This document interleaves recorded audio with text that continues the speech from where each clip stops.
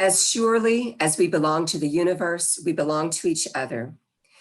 We join here to transcend the isolated self, to reconnect, to know ourselves, to be at home here on earth, under the stars, linked with each other. Please join us now as John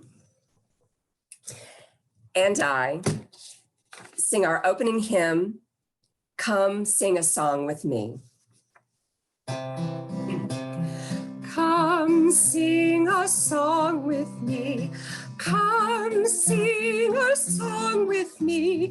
Come sing a song with me, that I might know your mind.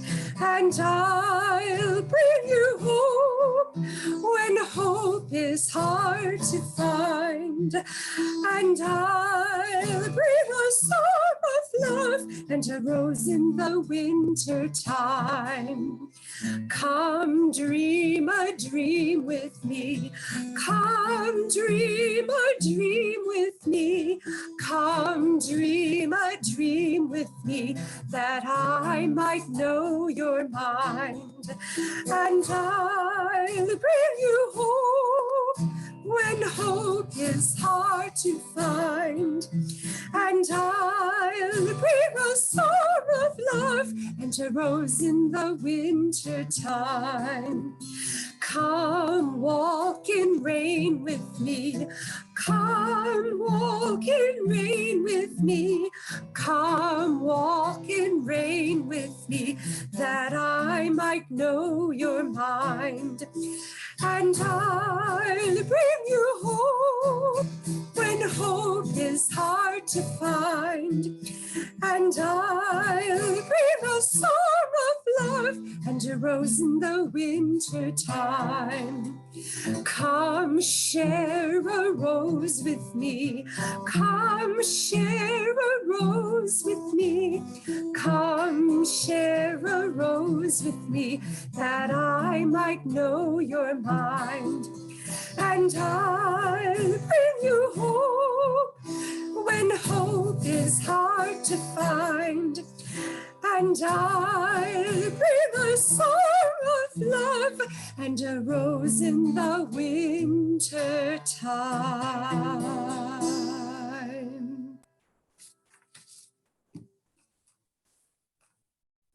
Welcome to the April 19th live stream worship of the Unitarian Church of Baton Rouge. I'm Joel Miller. I'm the interim minister. Reverend Nathan Ryan is leading our worship this morning. Also in worship this morning is our Director of Family Ministry, Kathy Smith. Leading our singing is Kathy McManus, John Wilkinson, and Jeff Gogger. Leah Hartman is our music director. Now, today is our last day to fill out the search committee survey. So if you are a member or a friend of the congregation, we want to hear from you. The Ministerial Search Committee wants to hear from you. Do it today. If you don't have the link, you can send me a text using that number there at the bottom of the screen. I will send you the link later today. Last chance, we really want to hear from you. I also want to let you know, next Saturday at 3 o'clock, we are screening the documentary film American Heretics, The Politics of the Gospel. The film includes this really great story about All Souls Unitarian Church in Tulsa, Oklahoma. There's a live panel discussion that follows the screening. And the reason I think that this film is so important for this congregation to watch is that the film has a powerful message in the story about the All Souls Unitarian Church in Tulsa, Oklahoma. It's a powerful story of integration, of racial justice, of religious justice. This Saturday, 3 o'clock, send me a text. I'll send you a link. You can also find the link on our church homepage tomorrow. Kathy Smith brings us this morning's lesson.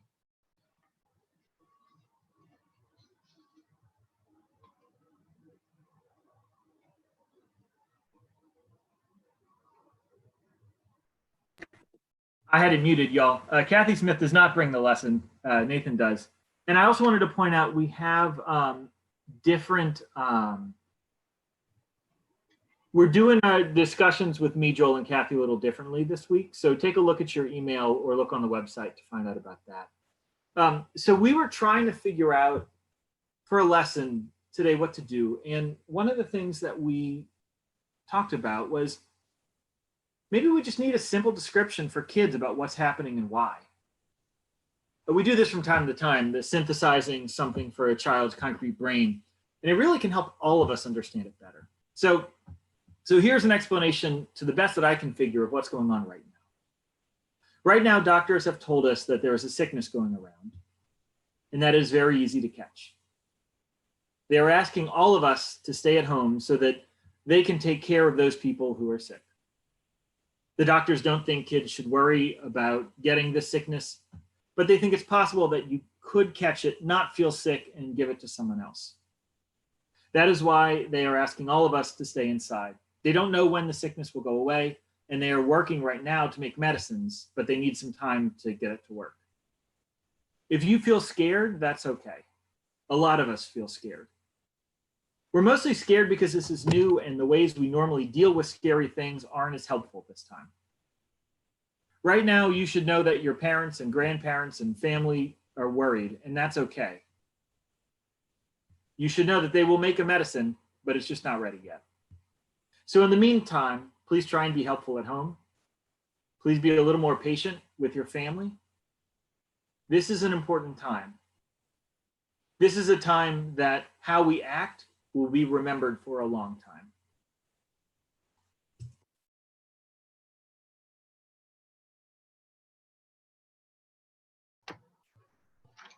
You can still text me with a request to place a stone. The number is 504-334-8034. These stones will be held by this flaming chalice. Stones for all the stories we bring to worship this morning. Stones for our joyful stories, stones for our sad stories, for our heavy stories, stones for funny stories, stones for stories we haven't quite understood yet, but still need to tell. Stones to help us to remember. We need to tell our stories, and we need to listen to others tell theirs. So call each other after the service today. Join us for coffee hour, for the lunch bunch. Text each other. Reach out to each other, call, listen, because it's in the telling of our stories that we make sense of our lives and our living and of the world around us. By sharing, we understand we don't have to be alone, none of us. We can understand that life is crazy, hard, painful, funny, beautiful. We are beautiful. We are beloved. And together we are part of a much greater story, a tale being told, and it will never be finished. I place a stone this morning for Trudy Myers. Trudy, a member of our congregation, died last night.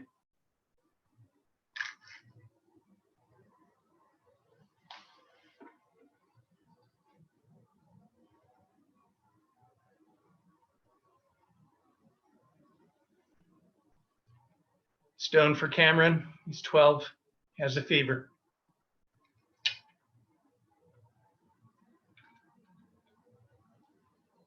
For those who lost their homes in the Easter tornadoes.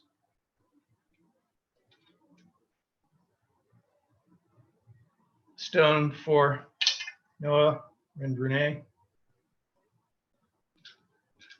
Stone for 2 more weeks in a cast.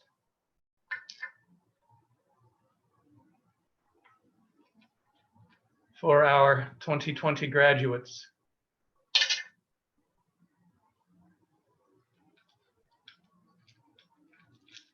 For Ed and Michaela.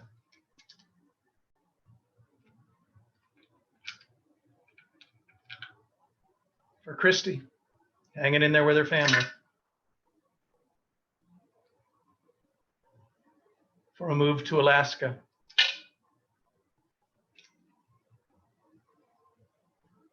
For Janetta Creel.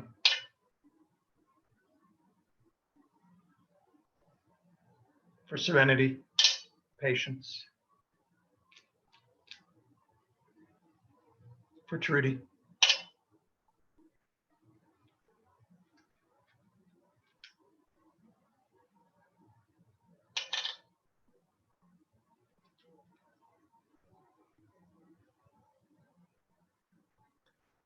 For Frank Kearns.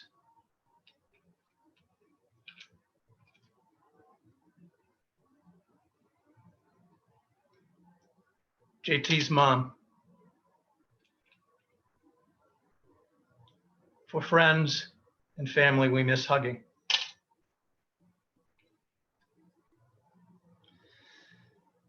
For a cousin lost to suicide. For children who cannot see their teachers.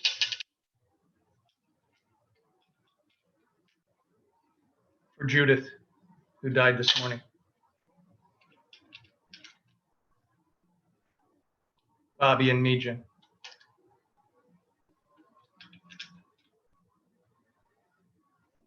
Baby Arthur and Mother Rachel.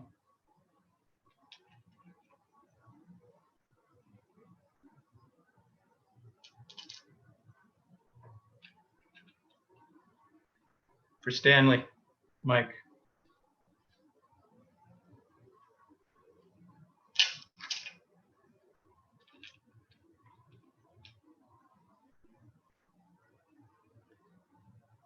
Irene places a stone.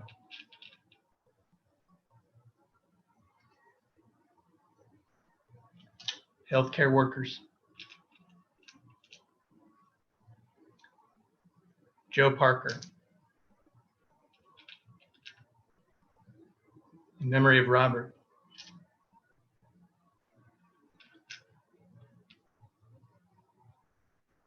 For twins' birthdays, and recovery of a sister.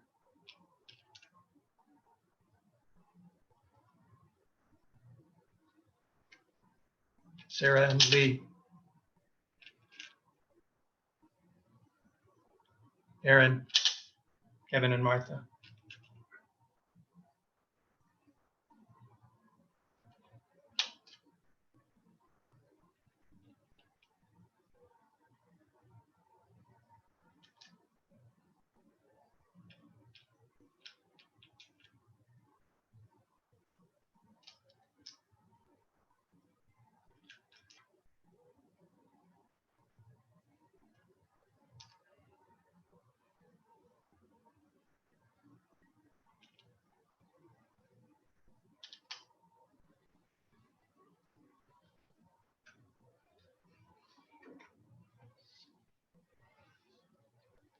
We light our chalice.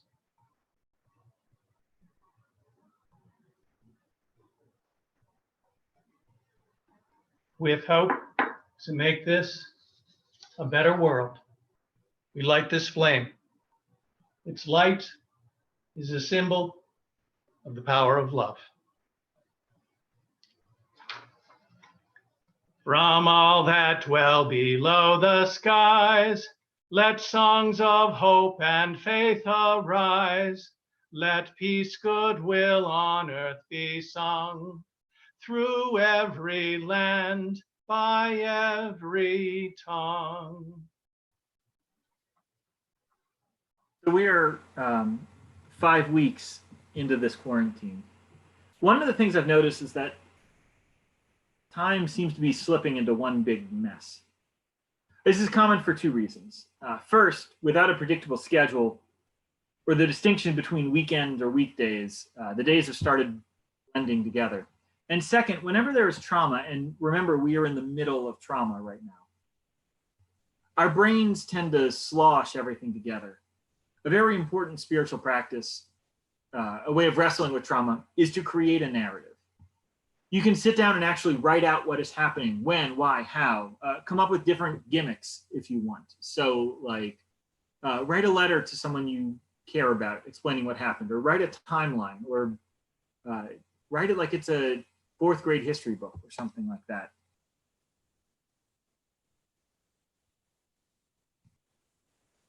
That's part of what helps us make sense of this. So today, we're going to start that process and enter into a time of stories. I know that things are hard for a lot of you, or seem like they were hard, and it's getting so long that it's kind of easy to forget that they're hard. So while we will go deep in the service, kind of in the middle, we're going to try and have some light stuff that's playful, especially towards the end. We know that you need worship to both acknowledge how hard things are without submerging you in it. And we also know that you need some hope and some help to know that you can make it through it. I stole the idea of a time for stories from a colleague, Julia Hamilton. She's a minister. She's from New Orleans. We actually went to the same youth group, just missed each other by a year. She currently serves in Santa Barbara. I shared this reading with you a few years ago. I listened to a sermon she preached the Sunday after there were devastating mudslides in Santa Barbara, and this followed a month of December California wildfires. In it, she tells people about this time of stories. She actually ended the sermon with a reading from a member of this church that she got out of our Hell book from the Hell Summer. Now, this reading does not entirely stand up in the time of social distancing. For one reason, the storm has not passed yet. But the core is so profound, we should all hear this story early and often.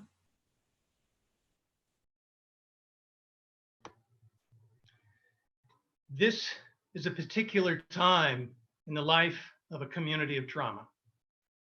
We are entering the time of stories. That particular time in the life of a community of trauma.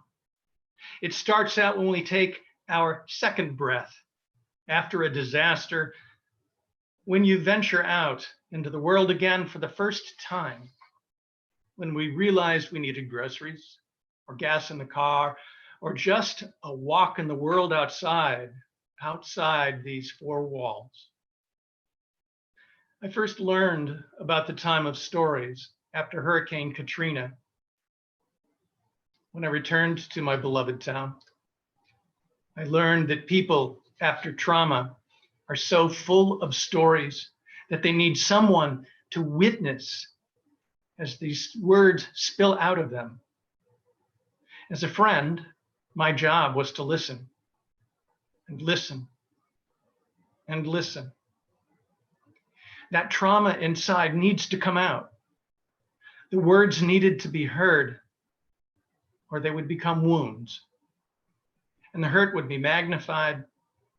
And so telling our stories, sometimes telling our same stories over and over again, this is an important way for people to say, yes, this is real. This really happened. This is terrible. This unimaginable piece of my life is not just in my head, because now it is shared between us. It's validating, it's grounding, it's necessary to tell these stories, all of them, even the trivial things.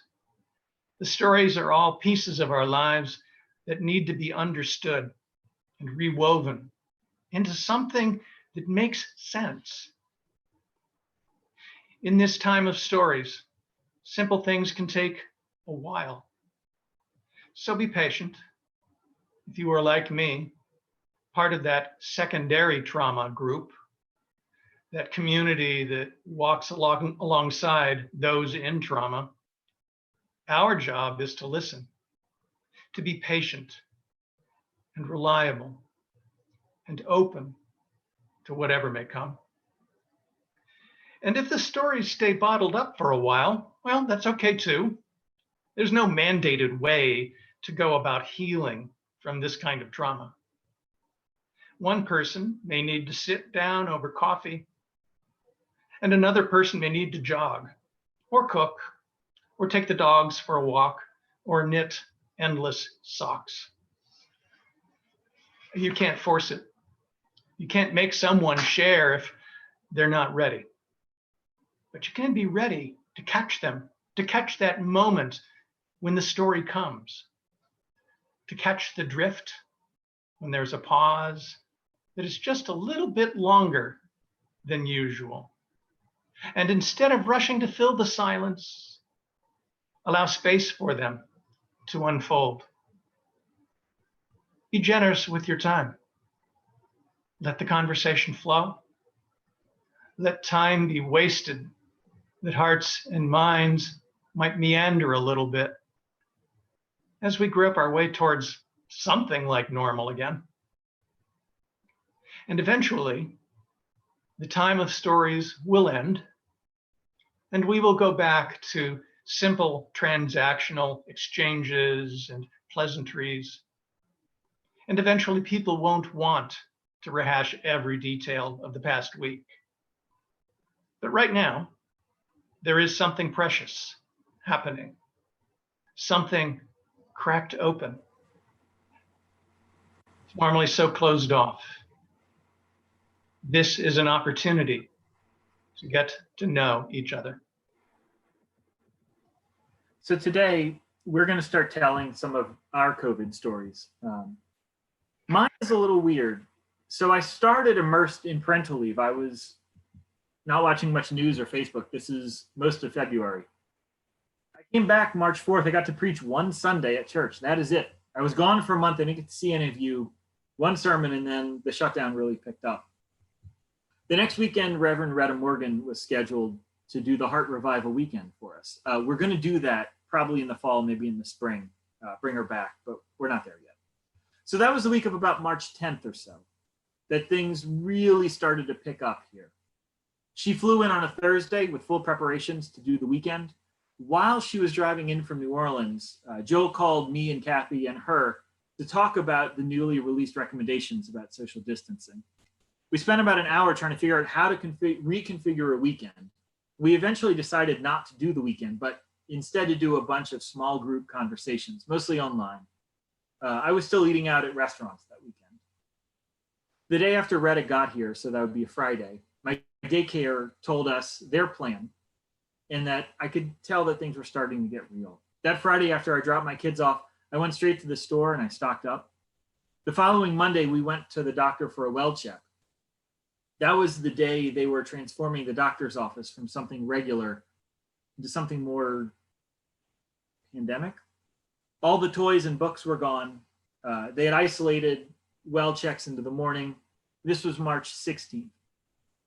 The following Sunday, the 22nd, was the last time worship was held in the sanctuary. That was also the same week that we started allowing kids camp from one of the hospitals so that the medical workers' kids would have a place to go in the building. That was the week I started calling church members one at a time. I'm almost halfway done. Not halfway through the alphabet, because this church loves the first half of the alphabet, but almost halfway done. The next month, honestly, has been a bit of a blur, and I think that might be one of the real long-term challenges of this crisis, the fact that we're losing days and weeks. 10 days after that last service in the sanctuary, my family had its first death. It's the only one I've had in my family. This death happened alone amidst the crisis. The following week, I heard of 2 deaths of relatives of church members. This morning, I heard about Trudy's death. Not all of these deaths are from the coronavirus, but all of these deaths are affected by the coronavirus. With traumas like this, there are people directly affected, and there's a second wave, sort of like ripples in a pond. Dying alone, or missing a medical care, or postponed surgery, or anxiety during pregnancy because of this pandemic. All of these are part of your story. When we did that Altered Heart Revival weekend on Friday night, we had a small group of people, and we asked them if there was a song that they wanted to sing. And a member of the group asked us to sing Jacob's Ladder. I think the song is really good for then and for now, because it's a song that says we aren't there yet. Every day, every generation, we get closer, but we're not there yet. So I'll invite you to join us in singing that.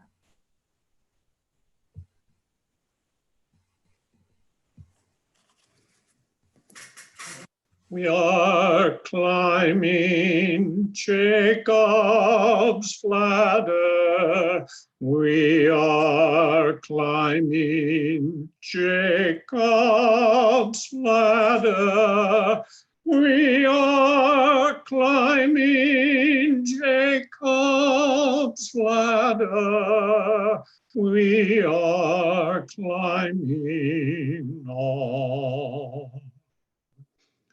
We do not know others' troubles. We do not know others' troubles. We do not know others' troubles. We are climbing on. If I stumble, will you help me? If I stumble, will you help me? If I stumble, will you help me? We are climbing on. Every new round makes us stronger. Every new round makes us stronger. Every new round makes us stronger. We are climbing on.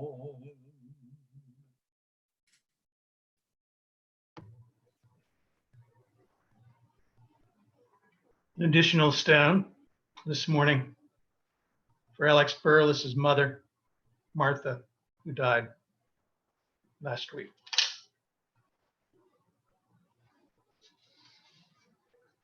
This reading is by my colleague, the Reverend Manish Mishra Marzetti. We cannot escape one another. An invisible virus without any cure, the death sentence for some and not for others. This is all familiar to me, too familiar.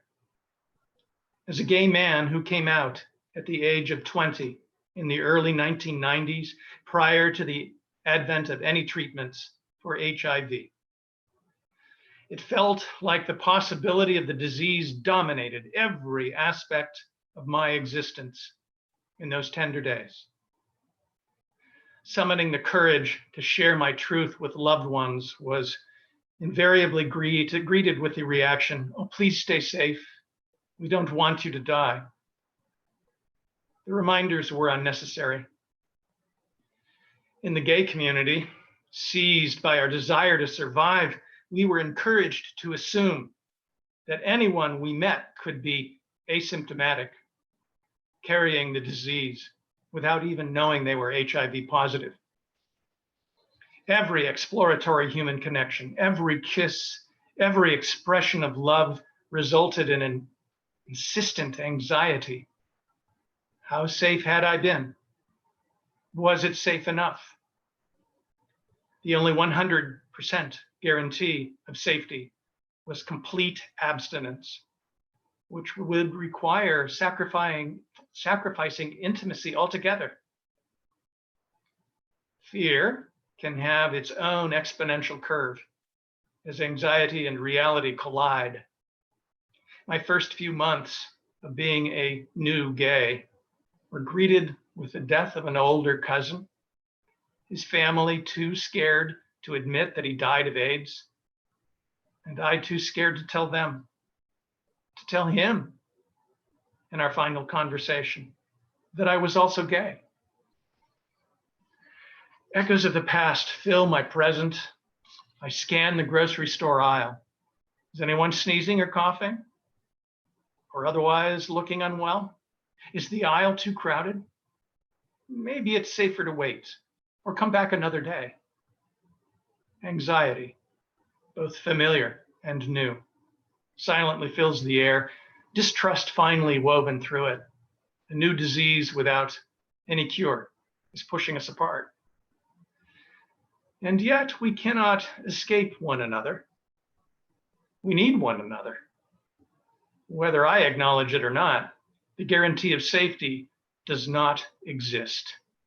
We buy groceries, we touch products and surfaces that others have touched. We breathe the air that has touched the lungs of others. At the store, an older woman asks my husband for help. She cannot read the small print on the label of a product she needs. He leans in and reads it out loud to her, inches apart, inches too close, inches and feet embodying love and our shared sense of humanity.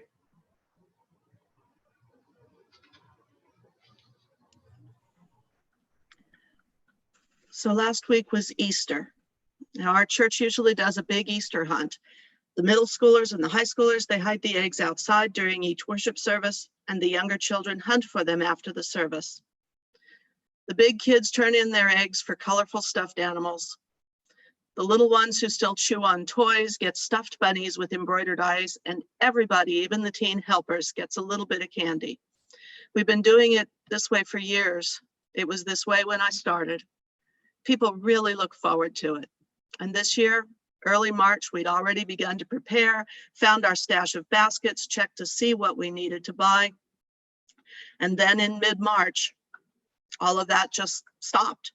It was quickly becoming obvious to everybody, parents and teachers, churches and businesses and governments, that taking care of each other meant we were going to be doing this social distancing thing. And that was going to mean doing virtual church instead of face-to-face. Nathan and Joel and I, we talked it over. If we couldn't do an Easter egg hunt for our families at the church, could we somehow bring church to our families instead? And we decided if we could do it safely, we would. So I bought supplies, plastic eggs, candles, Velcro dots to magically transform eggs into chalices. Preparations, oh, they were extensive. They included opening the packages and letting them sit in the sun in an unused space for 3 days, working on a Clorox table, wearing masks and gloves to fill the eggs, putting each of them in individual Ziploc bags. And those Ziploc bags lived in big trash bags in a closed off room for another 4 days. Mask and gloves to load the trash bags into the car for delivery. So we could honestly say that the eggs and their contents hadn't been touched by human hands for a whole week.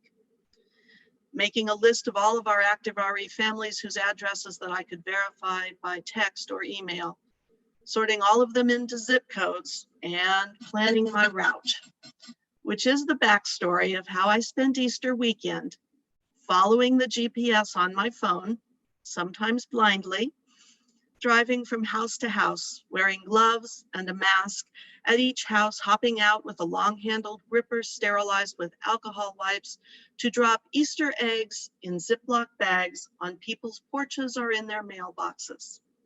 And let me just add now, if you want an egg but didn't get one, when we are doing face-to-face church again, we will have a big basket of eggs, not in Ziploc bags, for people of all ages. At first, it felt a little awkward. And you know, I'm definitely more aware of my white grandma privilege. Only once in all of those neighborhoods did anyone even give me a second look. I wondered how people would react when they received my text and looked for their eggs, if the teens would like them, if the little eggs turning into chalices would be as exciting as the thrill of the hunt at the church. And the lesson is this. It isn't the little plastic egg with its glowing candle inside that matters the most. It's the joy of an unexpected gift, no matter how old or young you are, that matters. Having a small chalice reminding you of our church chalice and the stones ritual you love doing at church, it matters. This small physical reminder to our children and youth and their parents is one more connection with the church, along with our online branches meetings, our phone calls to each other, our worship, and our coffee hour on Sundays. These connections among our community are deeply needed and right now greatly appreciated, because truly connection is at the heart of what religious community, of what our community is all about, whatever our circumstances happen to be at any given time.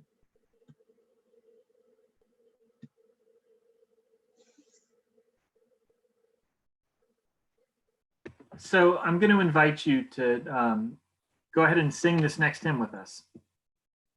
It's For All That Is Our Life.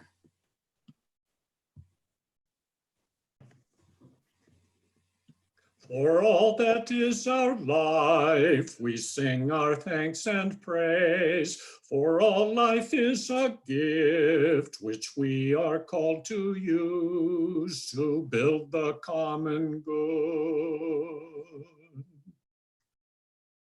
and make our own days glad. For needs which others serve, for services we give, for work and its rewards, for hours of rest and love, we come with praise and thanks. For all that is our life. For sorrow we must bear, for failures, pain, and loss, for each new thing we learn, for fearful hours that pass, we come with praise and thanks. For all that is our life. For all that is our life, we sing our thanks and praise. For all life is a gift which we are called to use to build the common good. Make our own days glad.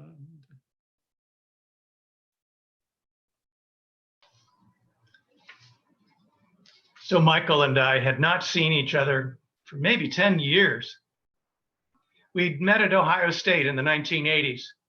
We'd gotten to know each other very well in the amateur theater group on campus. I was not a very good actor. So my job was to set up the lights, sell tickets, and keep the books. Michael was a good actor and a great director. We did musicals, toured shows together. Cast parties were always a riot, sometimes literally. Michael and I met first at a Halloween cast party, and in a strange foretelling, I was costumed as a monk. I was not acting like a monk. Michael remembers me acting more like a mad monk. I might have been a sign of the apocalypse. So Michael and I kept in touch over the years. I got sober, and then I shocked everyone by becoming a minister.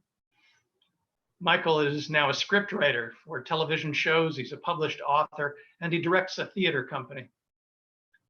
So in March, I was going to see my mom and preach at an ordination service. So Michael and I planned to get together for dinner when I first arrived. It was early on March 12th when I left Baton Rouge on an airplane, flew to Columbus. And when I left early that day, I planned to see my mom. I planned to stay with other old friends, and I planned to preach a sermon on Sunday. When I got off the plane, it was a different world. I could only wave to my mom from a sidewalk. I dare not stay with my old friends. They had a child who, if he were exposed to the coronavirus, would die. Of course, the ordination was canceled. I didn't have anywhere to go. So Michael invited me to stay at his house. We needed food for the weekend, maybe longer. So we went grocery shopping. We got into the grocery store and we found plenty of fresh vegetables, but the place had been stripped of toilet paper, disinfectant, and eggs. We're still not sure what everybody's going to do with all of that toilet paper. So we got to Mike's home and we talked for hours. Michael cooked the best fish tacos I've ever eaten. In fact, I think they were the best tacos I've ever eaten. I confess, I gotta say though, in the grocery shopping, we also had our own madness. We bought an enormous bag of lemons. Fortunately, Michael is also a master of making a great lemonade. So we worked that weekend as well as laughed and talked and remembered life and thought about life ahead. I worked. I was trying to manage a church remotely, many states away, and Michael was trying to figure out how to manage a theater company that couldn't get on a stage. It was a joyful, serendipitous weekend. It was great to reconnect so deeply. I wrote to Michael about telling this story, and he wrote me back and he said, well, you know, when you're trapped in the zombie apocalypse, it's a good time to hang out with your bud, listen to sappy 70s tunes, and eat fish tacos. We take our offering now. It may not be in a building, but we are here and now in the hearts of what and who we are. This greater story encompassing all of our stories. When we take this offering, which you can make to us online, make to your people, contribution sustains this gathering, it sustains justice in the world, and it makes possible the connections to people we have not yet met and who need us. Please give generously.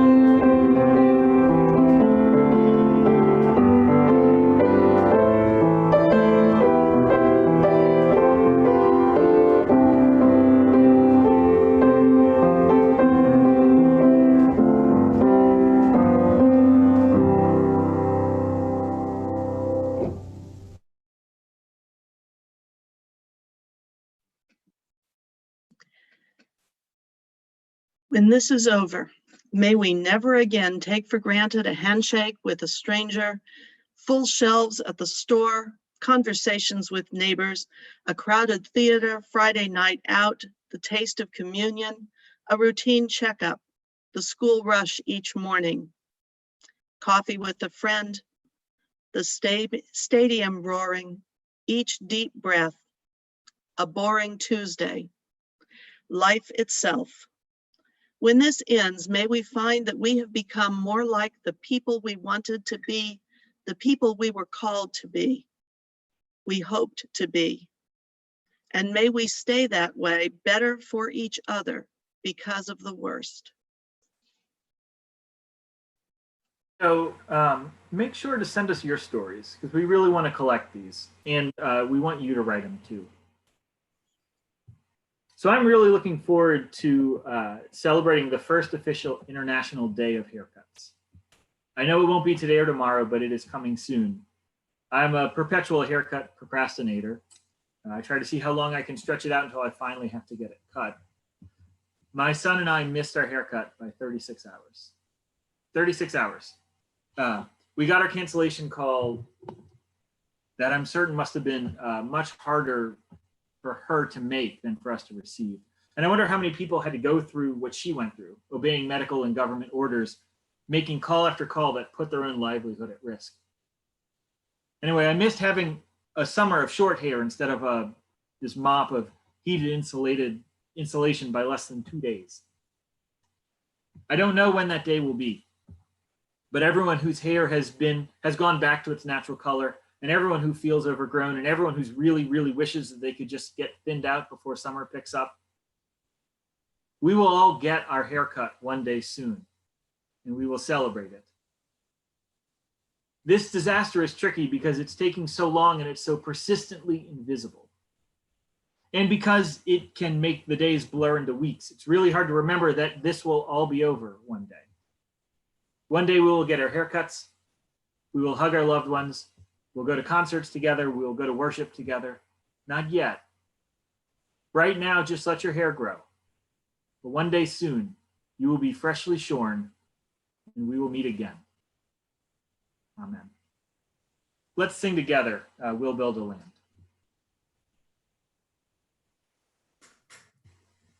We'll build a land where we bind up the broken. We'll build a land where the captives go free, where the oil of gladness dissolves all mourning. Oh, we'll build a promised land that can be. We'll build a land where we bring the good tidings to all the afflicted and all those who mourn, and we'll give them garlands instead of ashes. Oh, we'll build a land where peace is born. Come, build a land where sisters and brothers, anointed by God, may then create peace, where justice shall roll down like waters, and peace like an ever-flowing stream. We'll be a land building up ancient cities, raising up their stations from old, restoring ruins of generations. Oh, we'll build a land of people so bold. Come, build a land where the mantles of praises resound from spirits once faint and once weak, where like oaks of righteousness stand her people. Oh, come build the land, my people we seek. Come build a land where sisters and brothers, anointed by God, may then create peace, where justice shall roll down like waters, and peace like an ever-flowing stream. Go in peace, my friends. Write this story, live this story. No, even though it feels like you're alone, you're not. We're here with you. Go in peace. Go in love. Amen.